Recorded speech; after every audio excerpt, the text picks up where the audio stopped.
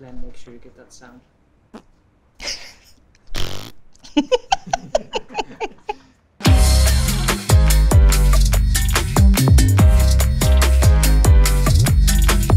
Hi, my name's Candice Brown. I have the Green Man in Eversholt, a gorgeous little country pub. Today I am going to be making my skillet pan cookies, and they cook in about 3 minutes in the Roccbox. They are pretty banging. So this is a really, really lovely, easy method. Again, it is super, super fast. Taking out the hazelnuts, taking out the chocolate, taking out the marshmallows, you've got a basic, beautiful cookie recipe and just whack in whatever you want. So I've got some softened butter. I say softened, slightly melted. I am doing this with a wooden spoon because I'm not going to the gym. I'm just doing kitchen workouts from now on. I've just whacked it in front of the Roccbox, to be honest, and it's just melted down perfectly. So you want room temperature butter because it makes it a lot easier to melt, to be honest. So you're just gonna pop that into the bowl. And I've got 2 types of sugar, soft brown sugar, and then I have got golden caster sugar. The darker the sugar, the more caramel flavour you're gonna get. And I quite like mixing it up. I think you get kind of a chewy texture with your golden caster sugar or caster sugar, but then you get that caramelly moistness from brown sugar.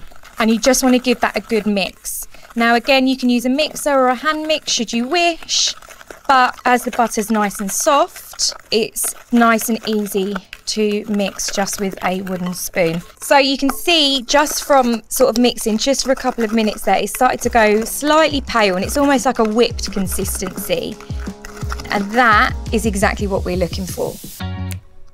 So now I'm just gonna add in 1 egg and a pinch of the flour. That just stops it curdling. If it does start to curdle, just add in a little bit more flour. And then again, a little bit of elbow grease and just mix that. If you see it kind of splitting, and when I say curdling, it's the egg coating the fat, I believe. But if you work quite fast, well, that would have been well embarrassing if that had curdled then. It hasn't though. Ta-da! It is nice, mixed and smooth. And then I'm literally going in with plain flour, little bit of baking powder, because we want a little bit of rise, we want a little bit of fluffiness, and just fold that in. This is where, obviously, we don't want to over mix it.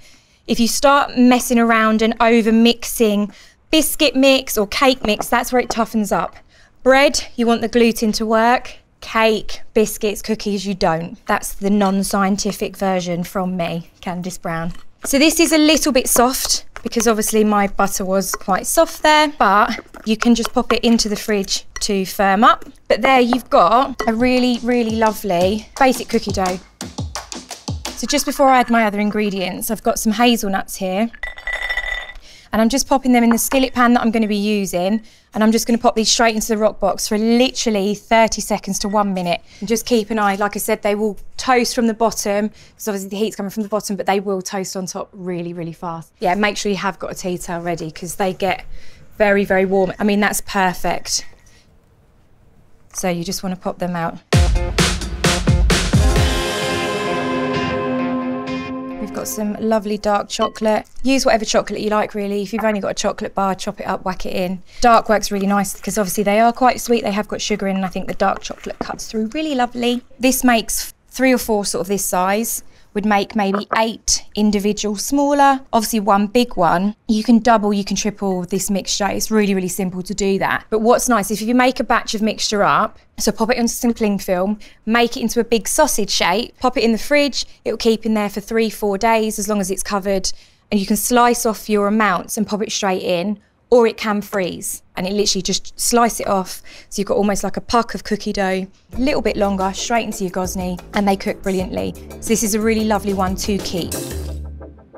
Right, so I'm gonna now get this into the Roccbox. Just be careful, if you have used your skillet to toast your nuts, it will still be warm. A little bit of oil, so a tiny, tiny dribble, and then just brush that around. That just stops it from sticking and makes cleaning it a lot easier. And then you just want a couple of spoonfuls of the mix and just flatten it down. Like I said, if you're doing cookies normally in the oven, you'd want them to be nice and high, but these, because obviously the heat, you want them to start off quite flat. It's going to spread out more. It's going to rise ever so slightly. I'm just going to add on a little bit of sea salt. I love sea salt and dark chocolate. It's just, I don't know, the two work so beautifully together. Of course, you can leave that out over the shoulder for good luck. And then we just want to squish in the marshmallow. So the marshmallow will be the first thing to toast.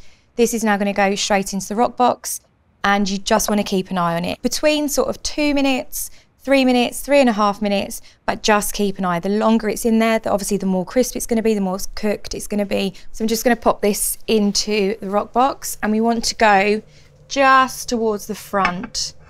Okay, now you want to keep an eye on it. Get your cloth ready as well.